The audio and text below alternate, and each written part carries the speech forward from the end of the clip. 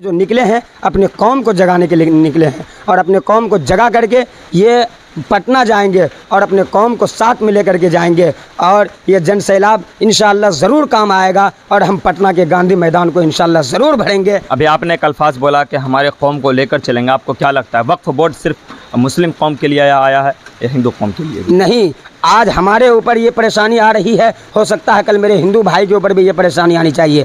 मैं हिंदू भाइयों से भी ये बात कहना चाहता हूँ, अगर मेरी आवाज़ आपकी कानों तक जा रही है, आप हमको देख पा रहे हैं मेरे हिंदू भाई, इस चीज़ को समझिए। हम लोग हिंदुस्तान में रहते हैं, ये हिंदुस्तान जमहूरी मुल्क है, यहाँ आपस में हिंदू मुसलमान सिख ईसाई सब भाई भाई हैं। हम लोग मिल करके इस देश को आज़ादी किए थे। आज ज़रूरत है हम लोग को, हर हिंदुओं को, हर मुसलमानों को, हर सिखों को, हर ईसाइयों को, कि हम लोग आपस में कंधे से कंधा मिलाएं और हम लोग आपस में कंधे से कंधा मिला करके पटना गांधी मैदान चलें और वहाँ जा कर के ये सबूत दें कि ये जमहूरी कौम, जमहूरी मुल्क है और हम यहाँ जमहूरियत के साथ रहना चाहते हैं, आपस में मिलजुल कर रहना चाहते हैं। हम किसी के बहकावे में आपस में कोई तकरार नहीं करेंगे, आपस में कोई ये नहीं करेंगे, हम आपस में मिलजुल करके इस वक्फ बिल को वापस कराएंगे। आज मुसलमानों को अगर परेशान किया जा रहा है, मेरे हिंदू भाई आपको भी ये बात मालूम होना चाहिए कि कल हो सकता है ये सरकार की गंदी नज़र आपके ऊपर भी हो सकती है। ये धर्म कोई माने नहीं रखता है, धर्म कोई भी हो, अगर इंसान के अंदर इंसानियत है तो वो आपस में कंधा से कंधा मिला करके चलेगा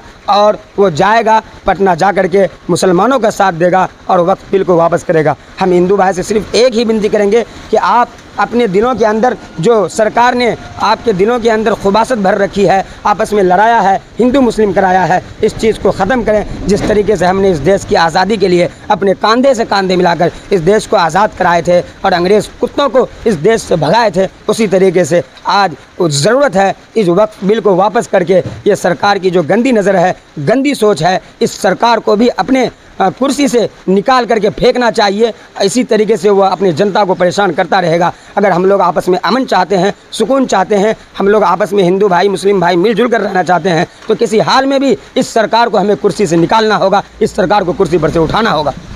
आप जो ये पटना चलेंगे 29 तारीख को, क्या लगता है सिर्फ बिहार वासी रहेंगे और अदर जगह से भी लोग रहेंगे? नहीं, मुझे उम्मीद है जो हमारे अमीर शरीयत जनाब हज़रत मौलाना अहमद वली फैसल रहमानी है, वो सिर्फ बिहार नहीं, बिहार, उड़ीसा, झारखंड, मगरबी बंगाल और दीगर राज्य हैं जहां उनको आदमी जानते हैं, पूरे हिंदुस्तान के अंदर उनको जानते हैं, उनसे इतना मोहब्बत करते हैं। वो पटना का गांधी मैदान किया, अगर वो दिल्ली का मैदान में भी और पार्लियामेंट के बाहर भी खड़ा होने के लिए हम लोगों को कहेंगे, तो पूरे हिंदुस्तान के हर एक कौम उनको इतना मानते हैं कि उनकी आवाज़ पर अपने सर के ऊपर कफन बांध करके मैदान में निकल पड़ेंगे।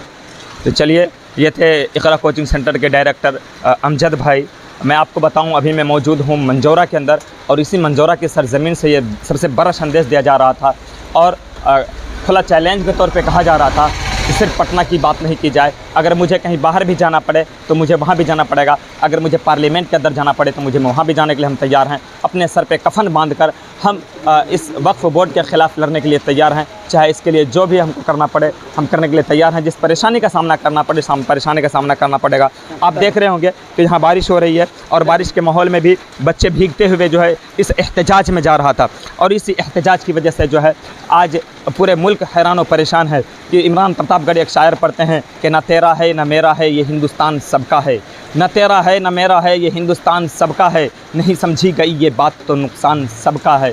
इसलिए सभी को समझने की ज़रूरत है और कदम में कदम मिलाकर, एकजुट होकर, हाथ में हाथ मिलाकर आपको पटना चलना है और इस एहतजाज के ख़िलाफ़ हुकूमत से लड़ना है। आपको क्या लगता है हुकूमत इस बात को मान जाएगी? देखिए, मैं ये बात बता देना चाहता हूँ कि हुकूमत जो है ये हम तमाम कौम को ज़रूरी नहीं है कि सिर्फ मुसलमान को, तमाम कौम को, हिंदुओं को, सिखों को, ईसाइयों को, मुसलमानों को, सबको परेशान करने की ये हुकूमत की साजिश है। ये हुकूमत का ऐलान एक पतंगा चला हुआ है कि हम किसी तरह इसको परेशान करके, आपस में लड़ा करके, आपस में तफर्रकाबाजी करा करके इन लोगों को आपस में मारपीट करवा देंगे और हम अपना रोटी सेकते रहेंगे। मैं ये बात बता देना चाहता हूँ, जहाँ तक मेरे अंदर दम होगा, सरकार के आंखों में आंख मिला करके हम उनसे बात करते रहेंगे। अपनी संविधान और अपनी दस्तूर के मुवाफिक, दस्तूर के दायरे में रहकर कानून के दायरे में रहकर सरकार से हम अपना हक मांगते रहेंगे, हक मांगते रहेंगे। ये मेरा हक है कि इस हिंदुस्तान को आज़ाद मुल्क बनाया गया है। हर शहरी को, हर कौम को, हर ज़ात के मानने वाले को, हर धर्म के मानने वाले को, चाहे वो सिख हो, ईसाई हो, मुस्लिम हो या हिंदू हो, सबको बराबरी का दर्जा दिया गया है। किसी के ऊपर जुल्म करने का कोई मौका नहीं दिया गया है। तो हम चाहते हैं जिस तरीके से आप प्रधानमंत्री हैं, आप हर किसी के हैं। ये बटा हुआ नहीं है कि आप सिर्फ हिंदुओं के हैं, सिखों के नहीं, आप सारे कौम के हैं, सारे वासियों के हैं, सारे हिंदुस्तान के प्रधानमंत्री हैं। हम आपसे कहना चाहते हैं कि आप हर एक को एक नज़र देखिए, एक नज़र से देखकर हर किसी के आगे अपना बराबरी का हर किसी को दर्जा दीजिए। मैं सरकार से विनती करना चाहता हूं, अगर आप इस वक्त बिल को वापस नहीं करेंगे तो हम अपने सर के ऊपर कफन बांधकर हम मरना पसंद करेंगे, हम मिटना पसंद करेंगे, लेकिन संविधान के ऊपर आँच कभी नहीं आने देंगे। हिंदुस्तान के दस्तूर के ऊपर कभी आँच नहीं आने देंगे। हिंदुस्तान के दस्तूर के खातिर, हिंदुस्तान के संविधान के खातिर, डॉक्टर भीमराव अंबेडकर ने जो कानून को बनाया, उस कानून को बनाने के खातिर मैं आपको बता दूं, अगर मुझे और जो भी मुसलमान भाई हैं, सिख भाई हैं, हिंदू भाई हैं, अगर जान की भी बाजी लगाना पड़े, जान की भी बाजी लगाना पड़े, हम जान की बाजी लगाने के लिए तैयार हैं, लेकिन सर झुकाने के लिए तैयार नहीं है। ये सर सिर्फ अल्लाह के आगे झुकता है, किसी गैरुल्लाह के आगे, किसी हुकूमत के आगे, किसी सरकार के आगे कभी नहीं झुक सकती, ना कभी झुकी है, ना कभी झुकेगा इंशाअल्लाह। मैं सरकार से बस यही अपना हक मांगना चाहता हूँ कि आप मेरी हक, जो आज़ादी का हक है, मुझे अपनी आज़ादी का हक दीजिए और किसी हाल में भी इस काला कानून वक्फ बिल को रद्द कीजिए, इस कानून को वापस कीजिए। नहीं तो याद रखिए, हम इस सड़कों के ऊपर यहाँ से लेकर के दिल्ली तक मैं रोड को जाम करने का ताकत रखता हूँ और रोड को बंद करने का ताकत रखता हूँ। मैं वहाँ बैठकर हिंदुस्तान के कानून के दायरे में रहकर अपना एहतजाज करने का ताकत रखता हूँ और अपना हक मांगने का ताकत रखता हूँ। तो चलिए, ये थे अमजद भाई, और बहुत ही कम वक्त में कीमती बातों को इन्होंने बताया और बताया कि इस संविधान के लिए मुझे सर कलम करना पड़े तो मुझे वो मंजूर है, लेकिन ये वक्फ बोर्ड का जो बिल लाया गया है मुझे ये मंजूर नहीं है। तो ये आप देख रहे थे मंजौरा की सरजमी से।